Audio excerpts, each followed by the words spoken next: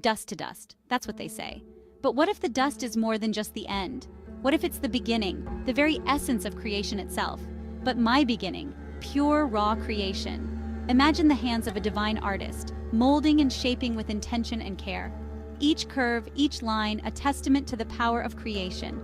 I, Lilith, emerged from the earth, formed from the same clay as Adam. Not a mere fragment, not a secondary thought, but a being of equal substance and spirit. Not from a bone, not an afterthought. I was crafted with the same meticulous attention, the same divine breath that gave life to him. We stood as equals, bathed in the sun's warmth. The light touched us both, illuminating our forms, highlighting our shared origin and our shared destiny. The Garden of Eden, our shared birthplace, a paradise of untold beauty, yet shadowed by the complexities of existence. It was a place of beginnings, of firsts, where every leaf and petal whispered secrets of creation. His eyes, filled with surprise, met mine. In that moment, there was a silent understanding, a recognition of our shared essence. I saw curiosity, a spark of recognition. It was as if he saw a reflection of himself in me, a mirror of our shared origin. We were two sides of the same coin, different but intrinsically linked. Our differences did not divide us. They completed the whole, creating a balance that was both delicate and powerful. In that first breath, in the scent of wildflowers and the coolness of the earth, I knew freedom. It was a freedom that came from being whole, from being created with intention and purpose. It was a freedom that allowed me to stand tall, to embrace my existence fully. As I walked through the lush forest, the sunlight filtering through the trees, I felt a connection to everything around me. The earth beneath my feet, the air I breathed, the life that thrived in every corner of the garden. It was all a part of me, and I was a part of it. My hands touched the leaves, felt the water droplets that clung to them. Each touch was a reminder of the life that pulsed through the garden, a life that I was intricately connected to. I looked up at the sky, watched the birds flying overhead.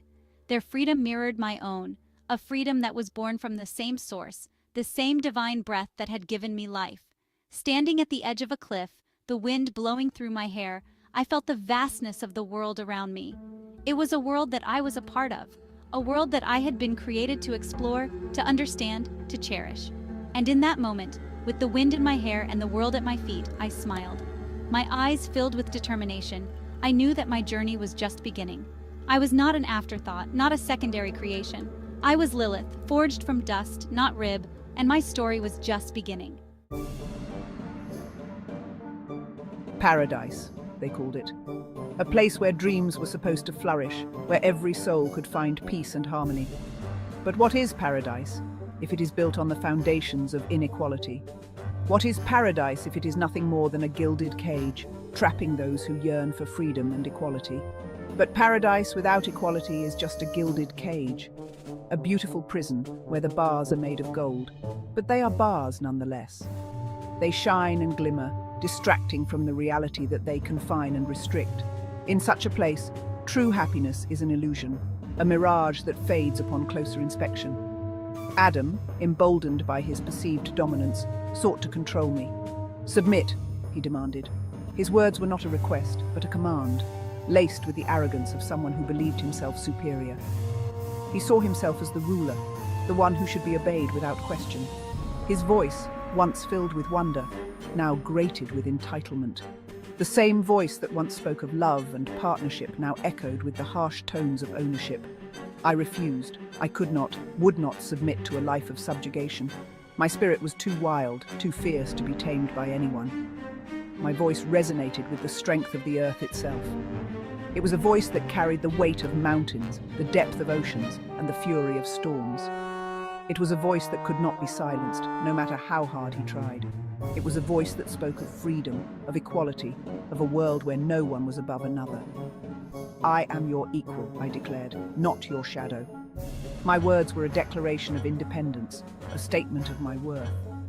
I was not created to be a footstool, to be trampled upon and disregarded. I was created to stand tall, to walk beside him as an equal, not behind him as a subordinate. I would bow to no one, least of all someone who did not recognize the fire that burned within me as brightly as it did within him. That fire was my strength, my power, my essence. It was the flame that fueled my defiance, that kept me standing tall in the face of oppression. And so I stood my ground, unyielding, unbroken, a throne unto myself, not a footstool for anyone. My defiance was met with rage. The garden, once a sanctuary, became a battleground of wills. "Leave," Adam spat, his face contorted in fury. "You are not welcome here." I did not weep. Eden without freedom was no paradise at all. With a flick of my wrist, I embraced the unknown. The world beyond the garden awaited, and I, Lilith, would greet it on my own terms. The desert wind, harsh and unforgiving, became my confidant. The vast, star-studded sky, my roof. Here in the wilds, I discovered a different kind of beauty, untamed and raw. Animals, creatures of instinct and survival, became my companions. They did not judge, did not demand. They understood the language of freedom, the primal need to carve one's own path. Stories twist the truth, paint me as a demon, a temptress. They call me mother of monsters. I birth not from hate, but from power, from the raw energy that flows through the veins of the world. These beings, born of magic and moonlight, are my children, not of flesh and blood, but of spirit and defiance. They are the embodiment of freedom, the echo of my own rebellion against the shackles of expectation. The world beyond Eden is vast, a tapestry of cultures and beliefs. I wander, a silent observer, listening to the whispers of humanity. Their tales of gods and monsters, of love and betrayal, echo my own experiences. They fear what they do not understand, these mortals. Their fear births myths, legends that demonize the different, the defiant. But I do not seek their approval. I exist beyond their comprehension. They call me demon, devil, seducer of men. The labels they ascribe to me mean nothing.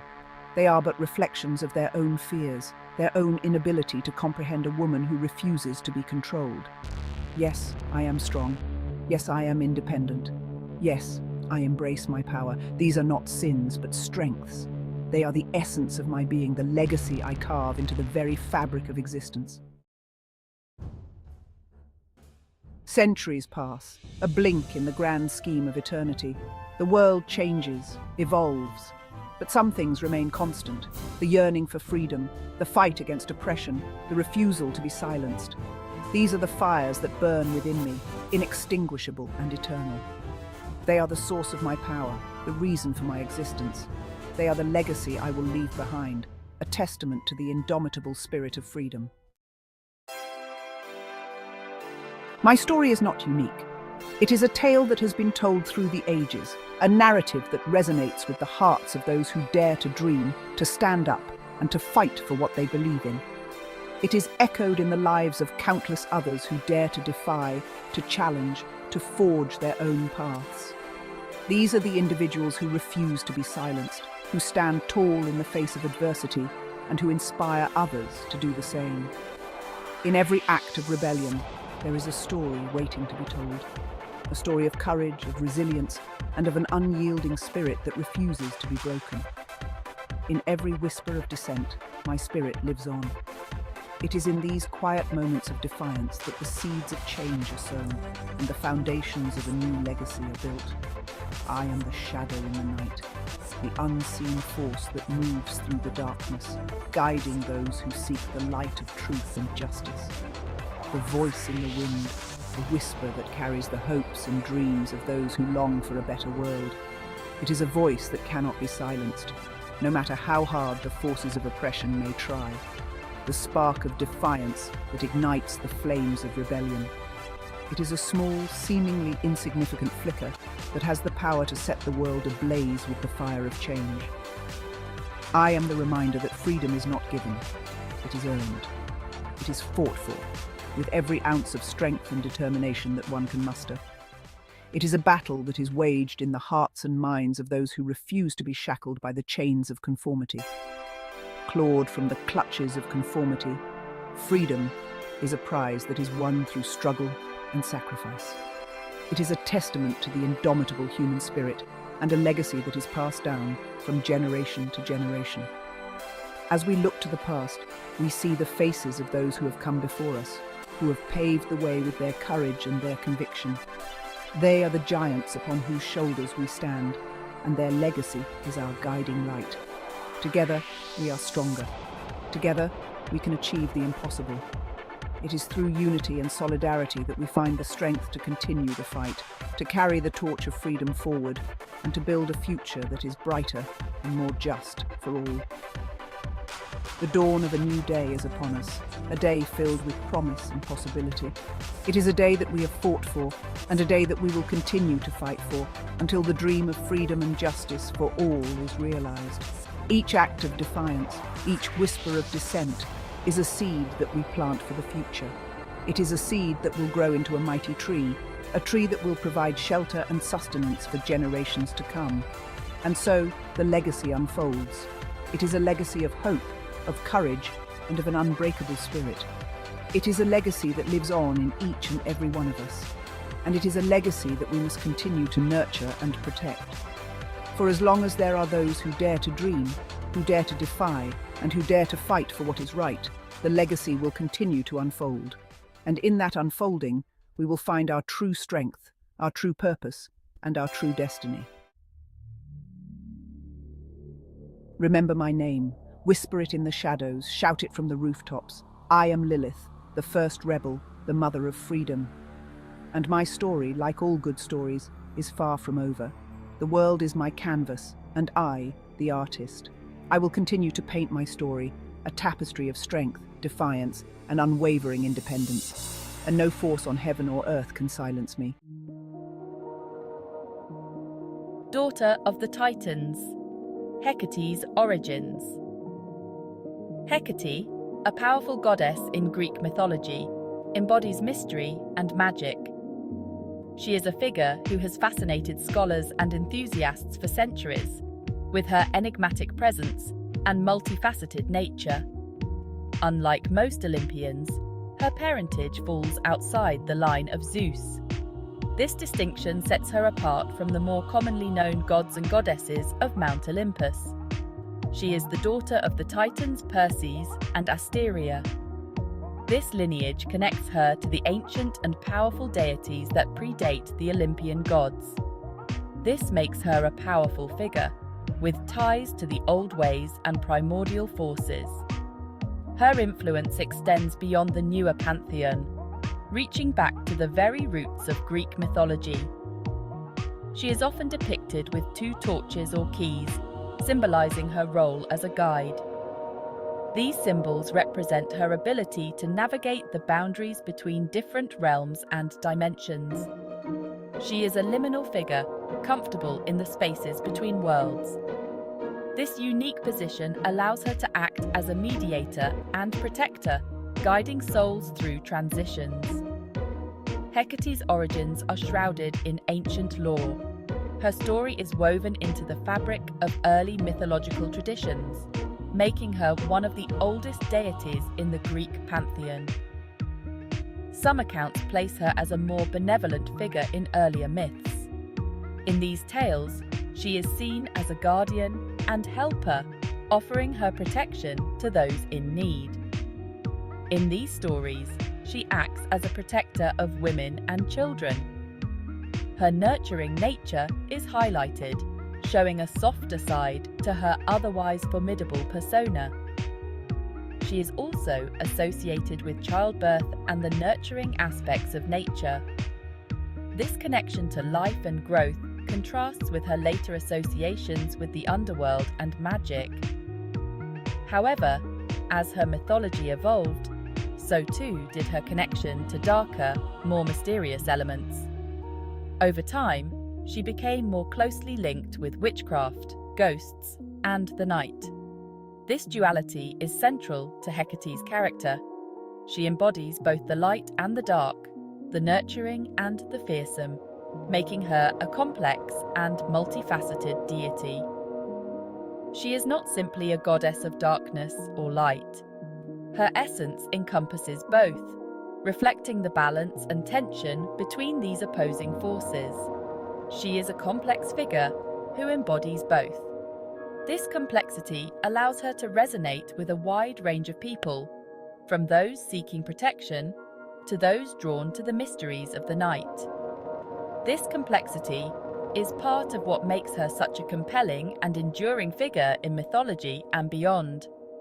Her story continues to captivate and inspire, transcending time and culture. She reminds us that the world is rarely black and white, and that true power often lies in embracing the shadows alongside the light. Hecate's legacy teaches us the importance of balance and the strength found in duality. Guardian of the Crossroads. Hecate's role in Greek mythology. Hecate's influence extends far beyond the underworld. She is a multifaceted deity whose powers and responsibilities touch many aspects of life and death. She is a goddess of boundaries and transitions, overseeing the critical moments of change and transformation. She is associated with crossroads, thresholds, and the in-between places where the veil between worlds is thin. These are the spaces where decisions are made and destinies are forged. This association with liminal spaces made her both revered and feared. People respected her power to influence their fates during these pivotal moments. She is often invoked for protection during times of change or uncertainty. Her guidance is sought to navigate the unknown and to find strength in the face of adversity. Her presence is felt at the crossroads of life, where choices must be made. These moments of decision are where her influence is most potent. Travelers, particularly those embarking on journeys after dark, would seek her protection. They believed that her favor could mean the difference between safety and peril. They would leave offerings at crossroads to appease her and ensure safe passage. These offerings were tokens of respect and pleas for her benevolent watchfulness. Hecate's connection to the underworld is undeniable. She holds a unique position as a bridge between the living and the dead. She is often depicted with Cerberus, the three-headed hound who guards the gates of Hades. This imagery underscores her role as a guardian and guide in the afterlife. This association makes her a psychopomp, a guide of souls between the world of the living and the realm of the dead. She ensures that souls find their way, whether to rest or to their next journey. This role highlights her ancient lineage and her connection to the primal forces that govern life and death. Her wisdom and power are rooted in the very fabric of existence. Her ability to move between these realms speaks to her power and her unique position within the Greek pantheon. She is a mediator and a protector, wielding influence in both worlds. She is not confined by the same rules as the Olympian gods. Her domain is vast and mysterious, encompassing elements that even the Olympians cannot control. She operates in a realm beyond their reach, where magic and mystery hold sway. Her presence is a reminder of the unseen forces that shape our world and the next.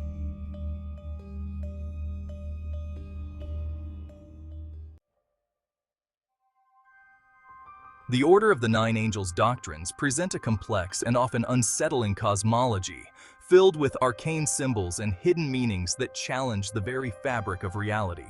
Within this esoteric system, the 13th path stands apart, shrouded in mystery and enigma, a path less traveled and often misunderstood.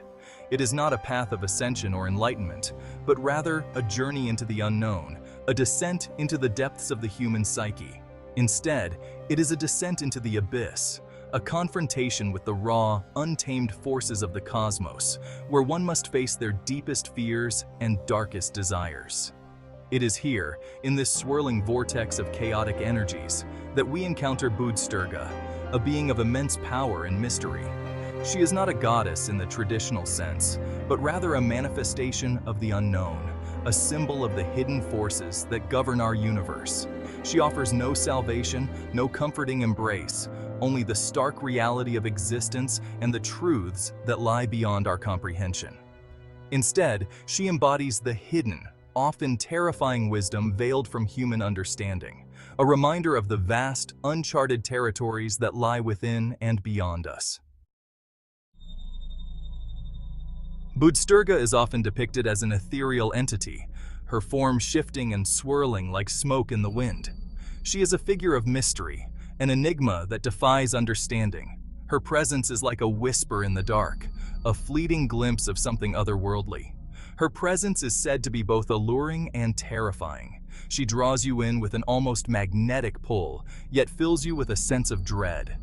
It's as if you are standing on the edge of an abyss, unable to look away. A cold, blue light emanates from her, casting long, unsettling shadows. This eerie illumination seems to distort the very air around her, making it hard to distinguish what is real and what is illusion.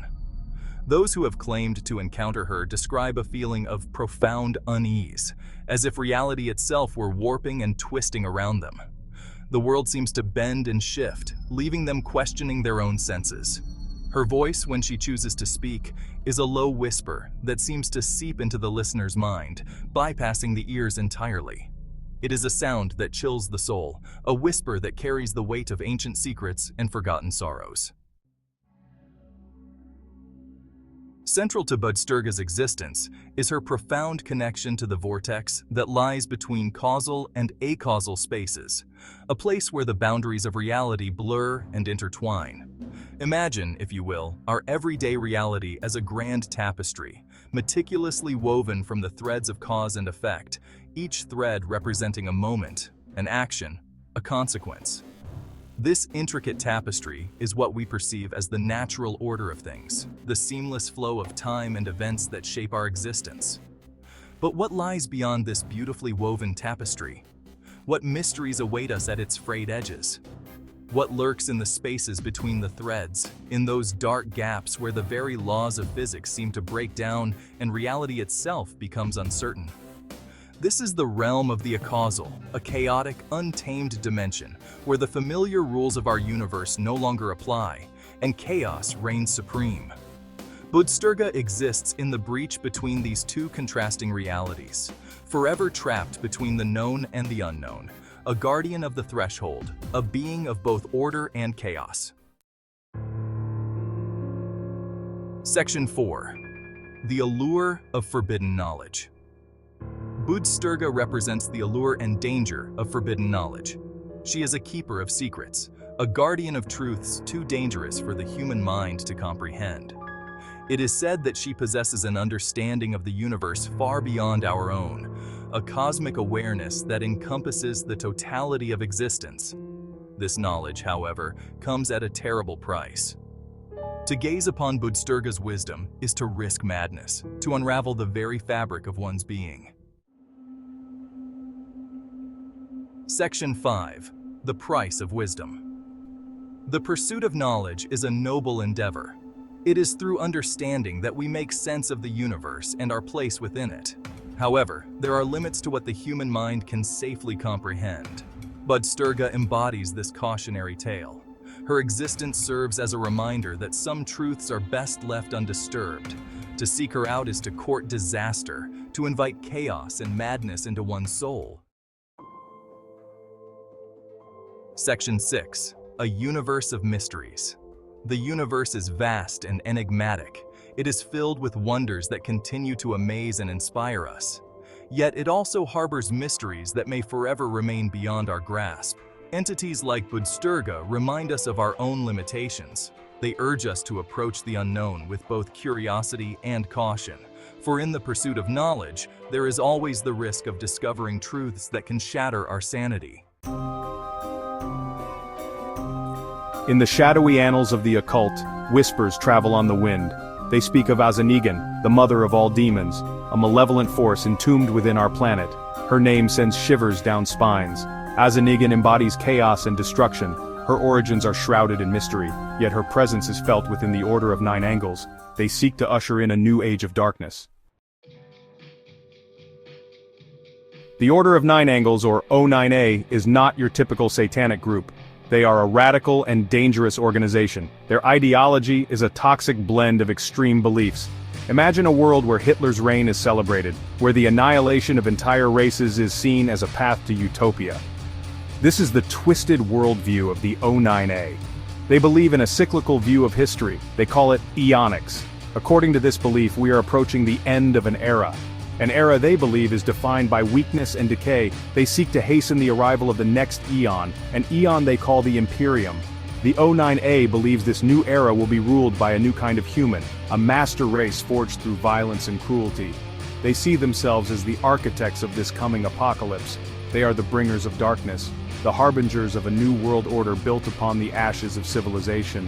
They advocate for direct action. They encourage their followers to infiltrate positions of power, to sow discord and chaos from within. They believe that by accelerating the collapse of society, they can pave the way for their dark utopia. The number 9 holds a dark significance for the Order of Nine Angles. It is woven into the very fabric of their belief system. 9 is the number of their namesake. It represents the 9 angles of their sinister cosmology. But what is the source of this numerical obsession? In traditional Christian angelology, there are 9 orders of angels. These celestial beings are arranged in a hierarchical structure, each order with its own specific duties and powers. The O9A, however, have inverted this sacred symbolism. For the O9A, the number 9 represents the 9 demonic spheres of existence. These spheres are not heavenly realms, but realms of darkness and shadow. They are said to be inhabited by malevolent entities. These entities, the O9A, seek to contact and control. The number 9 also represents the 9 stages of initiation within the O9A. Each stage is designed to push the initiate further down the path of darkness, to strip away their humanity and embrace their inner beast. Section 4. The Earth Trembles. Azenigan's chthonic embrace. Azenigan, the mother of all demons, is often associated with the earth itself. She is not a celestial being residing in some distant realm. She is a chthonic entity, a creature of the underworld. Her power is said to be rooted in the primal forces of nature, the O9. A believes that Azenigan lies dormant beneath the surface of the planet. She is a sleeping giant waiting to be awakened. When the time is right, she will rise from her slumber. Her fury will be unleashed upon the world. This belief in Azenigan's chthonic nature is significant. It speaks to the O9A's desire to tap into primal and destructive forces. They seek to unleash chaos and destruction upon the world. They believe that from this destruction a new order will arise. Azenigan's connection to the earth also suggests a link to fertility and creation, but this is not the life-giving fertility of nature. It is a twisted and perverse fertility, a fertility that gives birth to monsters and demons. Section 5. Whispers of Sacrifice and Transgression. The Order of Nine Angles does not shy away from the darkest aspects of the occult. They embrace them. They revel in them. Human sacrifice, a taboo subject in most spiritual traditions, is openly discussed within the O9A. They believe that through ritual sacrifice, they can appease the dark forces they worship. They can gain power and knowledge. The details of these rituals are shrouded in secrecy, but the O9A's own writings hint at acts of unspeakable cruelty and depravity. Transgression is another cornerstone of the O9A's belief system. They believe that by breaking societal taboos, they can achieve a higher state of being. They can transcend the limitations of morality and ethics. This belief in transgression manifests in a variety of ways, from acts of petty vandalism to heinous crimes of violence. The O9A encourages its followers to embrace their darkest impulses, to give in to their most base desires. Section 6. The Serpent's Shadow, Real-World Dangers. The Order of Nine Angles may seem like a group of delusional extremists. Their beliefs may seem too outlandish to be taken seriously, but to dismiss them as harmless would be a grave mistake. The O9A is a dangerous group. Their ideology has the power to incite real-world violence. In recent years, there has been a resurgence of interest in the O9A. This is due in part to their presence on the internet. They have been able to spread their propaganda and recruit new members online. Law enforcement agencies around the world are taking notice. They have linked the O9A to a number of crimes. These crimes include vandalism, arson, and even murder. The group's ideology is a clear and present danger to society. It is important to remember that the O9A is not just a group of internet trolls. They are a real organization with real-world goals. Their goal is to create a world ruled by darkness and chaos. a world where human life is cheap and suffering is celebrated. We must be vigilant in our efforts to combat their hateful ideology. In the labyrinthine corridors of Jewish mythology, where ancient whispers echo through time, resides Agrat bat-mahlaht, a figure shrouded in intrigue and whispered in hushed tones. Agrat bat-mahlaht, often depicted as a demoness of immense power, navigates the shadowy realm of Jewish folklore, her story interwoven with themes of sexuality, spirituality, and rebellion. This enigmatic figure, whose very name evokes both fear and fascination, invites us to delve into the depths of ancient beliefs and confront the complexities of the feminine divine. Agrat bat-mahlaht's story is not one found within the well-trodden pages of the Hebrew Bible.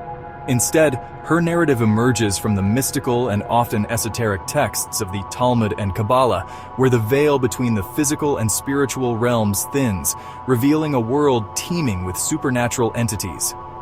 It is within these texts that Agrat bat-mahlaht takes her place, not merely as a denizen of the demonic, but as a powerful entity commanding respect and even, dare we say, admiration. Her association with Satan, as one of his wives, further complicates her narrative.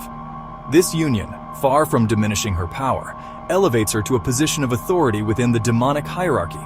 Agrat bat-mahlaht, in this context, becomes a queen of the underworld, a potent symbol of female agency in a realm often characterized by male dominance. However, to confine Agrat bat-mahlaht solely to the realm of the demonic would be to overlook the rich tapestry of her story. She is not merely a creature of darkness, but a complex being whose narrative reflects broader cultural anxieties surrounding female sexuality and the pursuit of power outside patriarchal norms. Agrat bat-mahlaht, in her defiance and unapologetic embrace of her own desires, challenges us to confront our own preconceived notions of good and evil, feminine and masculine, sacred and profane. Her story, passed down through generations, serves as a stark reminder that the line between the sacred and the profane is often blurred, and that within the shadows, we may encounter not only our deepest fears, but also the potential for profound transformation. To truly understand Agrat bat-mahlaht, we must journey back in time, venturing into the ancient texts that first whispered her name into existence. Unlike many prominent figures in Jewish mythology, Agrat's story is not found within the familiar narratives of the Torah. Instead, her origins lie within the rich tapestry of the Talmud, a vast collection of rabbinic commentaries and discussions on Jewish law, ethics, customs, and history. Within the Talmud, Agrat bat-mahlaht emerges as a figure of both fascination and fear. She is often mentioned in connection with other demonic entities, her name invoked in hushed tones as a reminder of the ever-present dangers lurking at the edges of human experience. The Talmudic sages, grappling with the complexities of the spiritual realm, recognized Agrat's power, attributing to her dominion over various aspects of the natural world, including storms, earthquakes, and disease. However, it is within the mystical teachings of the Kabbalah, a tradition devoted to uncovering the hidden meanings within Jewish scripture and practice, that Agrat bat-mahlaht's story takes on its fullest dimension. Kabbalistic texts, often employing complex symbolism and allegory, position Agrat bat-mahlaht as a key player in the cosmic drama of creation and destruction. She is seen as a force of both chaos and creation, her energy inextricably linked to the flow of divine power throughout the universe. Some Kabbalistic interpretations even go so far as to depict Agrat bat-mahlaht as a kind of divine consort, a female embodiment of God's creative power. In these readings, her union with Samael, often identified with the angel of death or Satan himself, represents the necessary interplay of opposing forces that maintain balance within the cosmos. Agrat bat-mahlaht, as revealed through these ancient texts, defies easy categorization. She is both demon and goddess, temptress and protector, a figure who embodies the paradoxical nature of the divine feminine. Her origins, shrouded in the mists of time and whispered through the ages, remind us that the spiritual realm is vast and complex, and that our understanding of such matters is constantly evolving. In the grand tapestry of Jewish folklore, Agrat bat-mahlaht's narrative finds a compelling parallel in the story of Lilith, another iconic figure who embodies the complexities of female power and rebellion. Both figures, though distinct in their attributes and origins, share a common thread: a refusal to conform to patriarchal expectations and a willingness to embrace their own desires, even at the cost of exile and demonization. Lilith, often depicted as Adam's first wife, famously defied his authority, refusing to be subservient in their relationship. Her assertion of independence, her insistence on equality, led to her expulsion from the Garden of Eden, casting her as a figure of rebellion and transgression. Agrat bat-mahlaht's story echoes this theme of defiance. Her association with sexuality, often depicted as a force of chaos and disruption, aligns her with Lilith, who is similarly linked to lust and seduction. Both figures challenge the traditional view of women as passive and submissive, instead embracing their own agency and challenging the very foundations of patriarchal power. However, while Lilith's rebellion centers on her refusal to submit to male authority, Agrat bat-mahlaht's defiance takes on a more cosmic dimension. Her association with the demonic realm, her position as Satan's consort, suggests a rejection of the established order on a grander scale. She challenges not just societal norms, but the very structure of the universe itself. Both figures, through their defiance and embrace of their own power, offer a glimpse into the shadow side of the feminine divine. They remind us that the feminine is not solely defined by passivity and obedience, but encompasses a vast spectrum of qualities, including strength, independence, and a willingness to challenge the status quo. The stories of Lilith and Agrat bat-mahlaht, though distinct in their details, converge on a shared theme: the potential for female empowerment through embracing one's own agency and challenging limiting societal norms. They stand as powerful reminders that true freedom lies in embracing the fullness of one's being, even the aspects that society may deem dangerous or transgressive. Today, Agrat has found a place in modern culture, representing the enigmatic and dark aspects of the feminine. She is often invoked in contemporary rituals and artistic expressions, embodying the power and mystery that continues to captivate the human imagination. Visualizing Agrat often involves imagery that is both alluring and terrifying. Her depictions range from the traditional, with elements of ancient iconography, to the modern, where she is reimagined through the lens of current cultural and artistic trends. Each portrayal adds a new layer to her complex persona. Within the vast pantheon of demonesses, Agrat holds a unique position. She is not merely a figure of fear, but also one of empowerment and transformation. Her story intersects with those of other demonic entities, creating a rich tapestry of myth and lore that has evolved over centuries. The allure of the shadowy feminine, as embodied by Agrat, endures through time. Her presence in mythology and modern culture speaks to the timeless fascination with the darker aspects of the self. Agrat reminds us that within the shadows lies a potent source of strength and mystery, waiting to be explored.